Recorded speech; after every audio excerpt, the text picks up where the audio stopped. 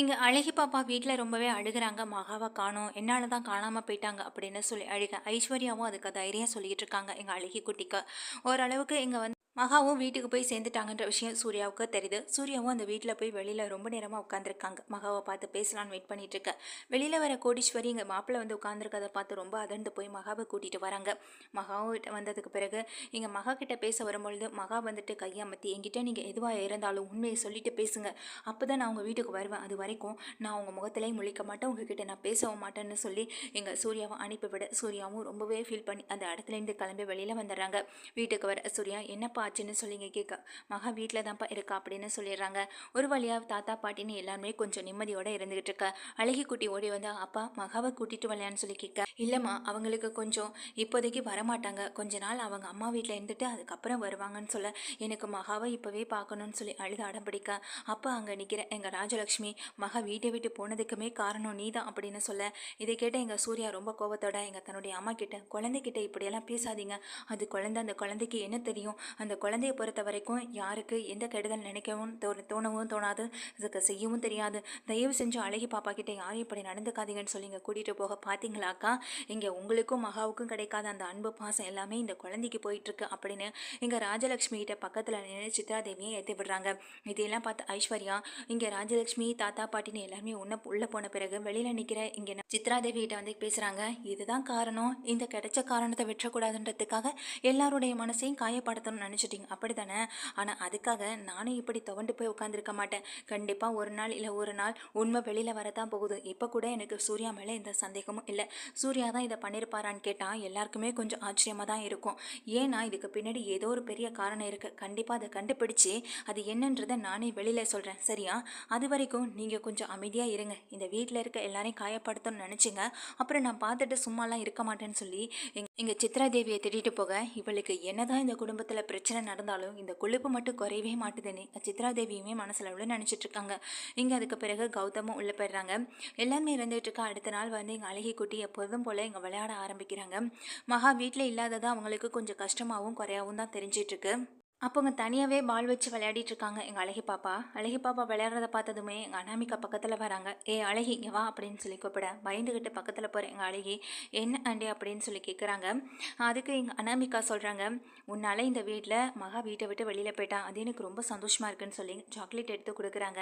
இந்த சாக்லேட் இது உனக்கு தான் சொல்லும்போது எதுக்கு அப்படின்னு சொல்லி கேட்க இல்லை உன்னை பார்க்கும்போது வாங்கி கொடுக்கணும்னு தோணுச்சு அதனால தான் அப்படின்னு சொல்ல இல்லை எனக்கு அதெல்லாம் ஒன்று வேண்டாம், எனக்கு எல்லாமே எங்கள் அப்பா வாங்கிட்டு வந்து கொடுத்துருவாங்க அப்படின்னு சொல்ல அப்பாவா, ஆமாம்மா சூர்யா தானே உன்னுடைய அப்பா அப்படின்னு சொல்லி உங்கள் அழகிக்கிட்ட பேசுகிறாங்க. சரி உங்கள் அம்மா எங்கே இருக்காங்க, உங்கள் அம்மாவை நாங்கள் பார்க்கணுமே, உங்கள் அம்மாவை இந்த வீட்டுக்கு கூட்டிகிட்டு வரலையா, அப்புறம் உங்கள் அம்மாவை மட்டும் விட்டுட்டு உங்கள் அப்பா மட்டும் ஏன் தனியாக இங்கே இருக்கணும், உங்கள் அம்மாவையும் கூட்டிகிட்டு வந்து இங்கே வச்சுக்கலாமேன்னு சொல்லும்போது அழகி குட்டி எதுவுமே பேசாமல் அமைதியாக நின்றுட்டே இருக்க. உங்ககிட்ட தான் கேட்குறேன், சொல்லு உங்கள் அம்மா எங்கே இருக்காங்க, சரி என் கூட வந்தீங்கன்னா நானே உன்னை உங்கள் அம்மா கூட கூட்டிகிட்டு வந்துடுவேன், உங்கள் அம்மா கூட நீ இந்த வீட்டில் ரொம்ப சந்தோஷமாக ஜாலியாக விளையாடலாம்ல, இப்படி தனியாக விளையாடிட்டு இருக்க வேண்டிய அவசியம் இல்லை உனக்கு அப்படின்னு சொல்லி இங்கே அனாமிகாவும் சொல்ல இதை கேட்ட இந்த அழகி அமைதியாக நிற்கிறத பார்த்ததும் எப்படியாவது இந்த குழந்தைகிட்ட முட்டாய் கொடுத்து அந்த மனசில் என்ன இருக்குது அவங்க அம்மாவை பற்றி விசாரித்து எப்படியாவது உண்மை வெளியில் கொண்டு வந்துடலான்னு பார்த்தா இந்த அழகி எதுவுமே பேசாமல் இவ்வளோ அமைதியாக இருந்துட்டுருக்கா.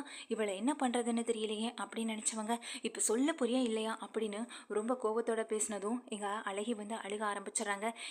இப்போ எதுக்கு அழுகிற, நான் உங்கள் அம்மா எங்கன்னு தானே கேட்டேன், அதுக்கே இப்படி அழுகிறேன்னு சொல்லும்போது அப்போ எங்கள் காயத்ரி வராங்க. என்னாச்சு அனாமிகான்னு சொல்ல இல்லை ஆண்டி அவங்க அம்மாவை பற்றி கேட்டேன் அதுக்கு போய் அழுகிறா அப்படின்னு சொன்னதுமே இப்போ எதுக்கு அழுகிற, உன்னை யாரும் அடித்தாங்களா என்ன, அம்மா எங்கன்னு தானே கேட்டாங்க, அதை சொல்ல தெரிஞ்சால் சொல்லு, அதை விட்டுட்டு இப்படி அழுகிற அப்படின்னு சொல்ல அதுக்கு எங்கள் அழகி சொல்கிறாங்க எனக்கு அம்மா இல்லை அப்படின்னு சொல்கிறாங்க. என்னது அம்மா இல்லையா அப்படின்னு இங்கே எல்லாருமே ஆச்சரியப்படுறாங்க. உடனே எங்கள் அழகிக்கிட்ட பக்கத்தில் நிற்கிற அனாமிகா அம்மா இல்லாமல் எப்படி, அப்புறம் ஆசிரமத்தில் இருந்தப்போ உங்கள் அம்மா கூட இருந்ததா இங்கே நம்ம சரோஜினி சொன்னாங்க, அப்படி இருக்கப்போ இப்போ அம்மா இல்லைன்னு பொய் சொல்கிறியா, இந்த வயசுலேயே பொய் சொல்கிறியா நீ அப்படின்னு ரொம்ப கோபத்தோட இங்கே ரொம்ப திட்டவும் ஆரம்பிக்கிறாங்க. இதை பார்த்துட்டு இருந்த காயத்ரிக்கே ஒரு கோபம் வந்துடுது.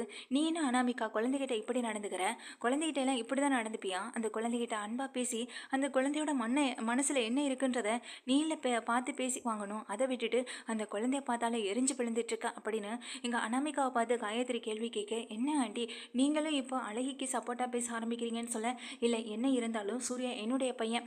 சூர்யாவை நான் என்னுடைய பையன் போல தான் இந்த வீட்டில் நான் பார்த்துக்கிட்டு இருக்கேன். அப்படிப்பட்ட ஒருத்தனுக்கு பிரச்சனை வந்திருக்கேன்னு நினச்சி இந்த மாதிரி நேரத்தில் சந்தோஷப்படுற ஆளு நான் கிடையாது. அவனுக்கு பிரச்சனை வந்ததை நினச்சி எனக்கு ரொம்ப கவலையாக தான் இருக்குது. மகா வீட்டை விட்டு போனதெல்லாம் அது தனிப்பட்ட ஒரு விஷயம். அதை பற்றி நான் இப்போ யோசிக்கிற நிலைமையில இல்லை.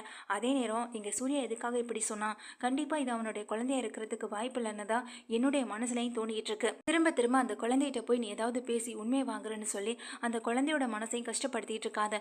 உண்மை என்னன்னு எல்லா நாளுமே மறைஞ்சிருக்க போகிறதில்ல. என்னைக்காவது ஒரு நாள் வெளியில் வரும்பொழுது அதை பற்றி நம்ம எல்லாரும் தெரிஞ்சுக்க தான் போகிறோம். அப்போது நம்ம இப்போ பேசின பேச்சுக்கெல்லாம் கேட்டு கவலைப்பட்டு இருக்க வேண்டிய நிலைமை தான் வரும். அதனால் இனிமேல் இந்த குழந்தைகிட்ட கொஞ்சம் அன்பாக நடந்துக்க பழகு அப்படின்னு சொல்லிட்டு அனாமிகா கிட்ட பேசிட்டு உள்ளே போகிற காயத்ரி ஆச்சரியத்தோட பார்த்துட்டு இருக்காங்க. எங்கள் அனாமிகாவுக்கு ஒரு சந்தேகம் வருது. இங்கே காயத்ரி ஆண்டி நம்மக்கிட்ட ஏதோ ஒரு விஷயத்தை மறைக்கிறாங்க. அப்போ இந்த குழந்தைய பற்றின உண்மை ஏதோ இவங்களுக்கு தெரிஞ்சிருக்கு. அப்போ இவங்க இப்படி பேசுகிறத பார்த்தா சூர்யா வந்துட்டு இந்த குழந்தைக்கு அப்பாவாக இருக்கிறதுக்கு வாய்ப்பில்லைன்னு தான் எனக்கு தோணுது. அப்போ இந்த வீட்டில் ஏதோ ஒரு பெரிய உண்மை ஒளிஞ்சிருக்கு. அது இவங்களுக்கும் தெரிஞ்சதுனால தான் நம்மக்கிட்ட இதை சொல்கிறதுக்கு மறைக்கிறாங்க. ஆண்டி ஏன் இந்த விஷயத்தை நம்மக்கிட்ட மறைக்கணும்? நம்மக்கிட்ட சொல்லியிருக்கலாமே. இந்த குழந்தை அப்படி யாரோட குழந்தை? இந்த குழந்தைகிட்ட நான் இதுக்கு அன்பாகவும் பாசமாகவும் இருக்கணும் அப்படின்னு பல விஷயங்களை யோசிக்கவும் செய்கிறாங்க. இதை எப்படி கண்டுபிடிக்கிறதுன்னு தெரியலையேன்னு எங்கள் அனாமிகாவும் தவிச்சு போய் இருந்துட்டு இருக்காங்க. இந்த விஷயத்த தன்னுடைய வீட்டில் இருக்க தன்னுடைய அம்மா அப்பாவுக்கு ஃபோன் பண்ணி விஷயத்த சொல்ல, இதை கேட்டவங்களும் அதான் அந்த குழந்தை தான் சூர்யா தான் அப்பான்னு சொல்லிட்டானே, அப்புறம் நீ எதுக்குமா கவலைப்படுறான்னு சொல்ல, இங்கே தன்னுடைய ஆண்டி தாங்கிட்ட நடந்துக்கிட்ட விதத்தையும் அவங்க பேசின விதத்தையும் வச்சு பார்க்கும்போது இதில் ஏதோ ஒரு பெரிய விஷயம் ஒளிஞ்சிருக்குன்னு எனக்கு தோணுதுப்பா. ஆனால் இதை எப்படி கண்டுபிடிக்கிறதுன்னு எனக்கு தோணலைன்னு சொல்லும்போது அதுக்கு அவங்க அப்பா ஒரு ஐடியாவும் சொல்கிறாங்க. சரி நான் அது போலவே செய்கிறேன்னு சொல்லிட்டு எங்கள் அனாமிகா ரொம்ப சோகமாக வீட்டில் ஹாலில் வந்து உட்காந்துருக்கதை எல்லாருமே கவனிக்கிறாங்க. என்னாச்சு அனாமிகான்னு சொல்லி எங்கள் காயத்ரி கேட்க, எங்கள் அப்பாவோட ஃப்ரெண்டுக்கு ரொம்ப ஒரு ஆக்சிடெண்ட்டு, ரொம்ப சீரியஸாக இருக்காங்க. இங்கே 4 பேர் காரில் போகிறப்போ ஒரு பெரிய ஆக்சிடெண்ட் ஆகிடுது. ஆனால் இப்போ அவங்களுக்கு பிளட் கொடுக்க யாருமே இல்லைன்னு சொல்கிறாங்க. என்ன பிளட் குரூப் அப்படின்னு சொல்லி கேட்க, ஏற்கனவே இந்த வீட்டில் இருக்க எல்லாருடைய பிளட் குரூப்பையும் எங்கள் விஜய் மூலமாகவே தெரிஞ்சு வச்சுருக்காங்க. அப்போ இங்கே 3 பேரோட பிளட் குரூப்பையும் பற்றி சொல்கிறாங்க. அப்படியா, எங்கள் 3 பேருக்குமே அதே பிளட் குரூப் தான். அப்போ நாங்களே வந்து கொடுக்குறோன்னு எங்கள் சூர்யாவும் சொல்ல, என்னால் எல்லாம் கொடுக்க முடியாதுன்னு எங்கள் கௌதம் சொல்கிறாங்க. ஒரு உயிரை காப்பாற்றுறதுக்காக உன்னால் பிளட் கொடுக்க முடியாதான்னு சொல்லும்போது இங்கே வேறு வழி இல்லாமல் கௌதம், சூர்யா, விஜய்ன்னு சொல்லி எல்லாருமே இங்கே தேடி போகிறாங்க. அங்கே ஒரு இடத்துக்கு போயிட்டு அவங்க அப்பா அரேஞ்ச் பண்ணி வச்சுருக்க அந்த ஒரு இடத்துல எங்கள் 3 பேருமே பிளட் கொடுக்குறாங்க. இதை வந்து சாம்பிளுக்கு தனியான எடுத்துக்கிறாங்க. அது மட்டும் இல்லாமல் பிளட் பேங்கில் பிளட் எடுத்துகிட்டு, சரிங்க இந்த பிளட்டை உடனே நாங்கள் அனுப்பி வைக்கிறோம் அப்படின்னு சொல்லிட்டு இங்கே அனுப்பி வச்சிடறாங்க. சரி அவங்க இப்போ எப்படி இருக்காங்கன்னு போய் பார்க்கலாமான்னு சொல்லும்போது அதெல்லாம் ஒன்றும் தேவையில்லை. இப்போ அவங்கள வேறு ஒரு இடத்துக்கு கொண்டுட்டு போயிருக்காங்க. பிளட் அவங்களுக்கு பத்தலைன்றதுனால தான். ஆனால் சரியான நேரத்தில் நீங்கள் இவ்வளோ பெரிய உதவி பண்ணியிருக்கீங்க, கண்டிப்பாக இதை நாங்கள் மறக்க மாட்டோம் அப்படின்னு சொல்லிடுறாங்க எங்கள் அனாமிகாவோட அப்பாவும். இதை கேட்ட சூர்யா அதுக்கு பிறகு எல்லாமே வீட்டுக்கும் வந்துடுறாங்க. சரி அந்த குழந்தையோட பிளட்டை எப்படி எடுக்கிறதுன்னு தெரியலேன்னு சொல்லும்போது அதை நான் பார்த்துக்கிறேன் அப்படின்னு சொல்லி எங்கள் அனாமிகா ஒரு பிளான் பண்ணிடுறாங்க.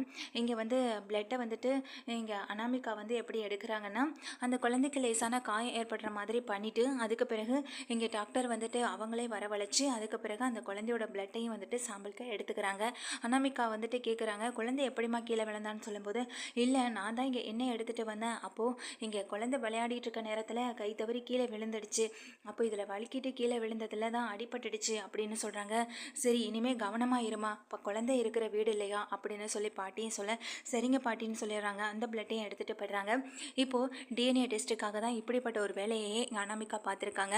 அவங்க அப்பாவும் வெளியில் போகிறவங்க தனக்கு தெரிஞ்ச டாக்டர் மூலமாக இதை வந்துட்டு 2-3 நாளையில் எங்களுக்கு ரிப்போர்ட் கொடுத்தே ஆகணும் அப்படின்னு சொல்லிடுறாங்க. சார் அது ரொம்ப கஷ்டம், எப்படியும் ஒரு 10 டேஸாக தான் ஆகும் அப்படின்னு சொல்ல, ப்ளீஸ் சார் எனக்காக நீங்கள் அப்படின்னு சொல்லி ரொம்ப கம்பல் பண்ணிடுறாங்க. அதுக்கு பிறகு இங்கே டிஎன்ஏ டெஸ்ட்டுக்கான ரிப்போர்ட்டையுமே வந்துட்டு கொடுத்துட்றாங்க. அந்த டிஎன்ஏ டெஸ்ட்டுக்கான ரிப்போர்ட்டுமே வந்துட்டு இங்கே அவங்க கேட்ட டைமில் கிடைக்கவும் செய்தவங்க கைக்கு. ஆனால் இங்கே பார்த்தா அந்த குழந்தைக்கான அப்பா சூர்யா இல்லவே இல்லை. அந்த டிஎன்ஏ டெஸ்ட்டில் நல்லாவே தெரிய வருது. இங்கே உடனே அவங்க அப்பா வந்துட்டு உடனே அவங்க அப்பாவும் ஃபோன் பண்ணி இங்கே அனாமிகா கிட்ட விஷயத்த சொல்கிறாங்க. இங்கே நீ நினைக்கிற மாதிரியோ உன் குடும்பத்தில் இருக்கிறவங்க நினைக்கிற மாதிரியோ அந்த குழந்தை ஒன்றும் சூர்யாவோட குழந்தை கிடையாது. சூர்யா எதுக்காக இந்த பழியை ஏற்றிருக்காருன்னு நான் சொல்ல போகிற உண்மையில் தான் உனக்கு தெரிய வரும் அப்படின்னு சொல்ல, என்னப்பா என்ன சொல்கிறீங்கன்னு எங்கள் அனாமிகா கேட்க, அந்த குழந்தை விஜயோட குழந்தைமான்னு சொல்கிறாங்க. இதை கேட்ட எங்கள் அனாமிகா அதிர்ச்சியில் அப்படியே நின்றுட்டு இருக்காங்க வாயை பிளந்தபடி. என்னப்பா சொல்கிறீங்க, விஜயோட குழந்தையா? விஜயெல்லாம் அப்படிப்பட்ட ஆளே இல்லைம்மா. இல்லைப்பா அப்படி பண்ணியிருக்க வாய்ப்பே இல்லை. அந்த குழந்தைக்கு 5 வயசு ஆகுது. அப்போ 5 வருஷத்துக்கு முன்னாடியே இப்படியெல்லாம் பண்ணியிருப்பாருன்னு நீங்கள் சொல்ல வரீங்களா அப்படின்னு கேட்குறாங்க. அது என்னமோ ஆனால் டிஎன்ஏ ரிப்போர்ட்டில் அப்படித்தாம்மா தெரிய வருது. இப்போ இந்த விஷயத்தை பற்றி நம்ம நியாயம் கேட்குறதா இல்லை எனக்கு என்ன பண்ணுறதுனே தெரியலன்னு சொல்லும்போது இது உண்மையா இல்லையான்றதை என்னால் ஏற்றுக்கவே முடியலை. இதை பற்றி நான் வீட்டில் எப்படி பேச முடியும்? இங்கே ஆண்டியும் நடந்துக்கிறது வித்தியாசமாக இருக்குது. ஒருவேளை இந்த குழந்தை மேலே பாசத்தை காட்டுன்னு சொன்னது கூட அதுதான் காரணமாக இருக்குமா? எங்கள் விஜய்க்கு இப்படிப்பட்ட ஒரு குழந்தை இருக்கிற விஷயத்தை ஏன் எல்லாரும் என்கிட்டேருந்து மறைச்சாங்க? ஏன் இப்படி என்கிட்ட பொய் சொன்னாங்க? இப்போ சூர்யா அந்த பழியை ஏற்றுக்கிறதுக்கு காரணம் என்னன்னு ஏகப்பட்ட குழப்பங்கள் எங்கள் அனாமிகாவும் இருந்துகிட்டு இருக்காங்க. காயத்ரி எங்கள் தனியாக உட்காந்து ஃபீல் பண்ணுறாங்க. எங்கள் அழகி பாப்பா கூட தனியாக விளையாடுறதையும் தனியாக சந்தோஷமாக இருக்கிறதையும் பார்த்தவங்களுக்கு இங்கே ரொம்பவே குழப்பமாகவும் பதட்டமாகவும் இருக்கத்தான் செய்து.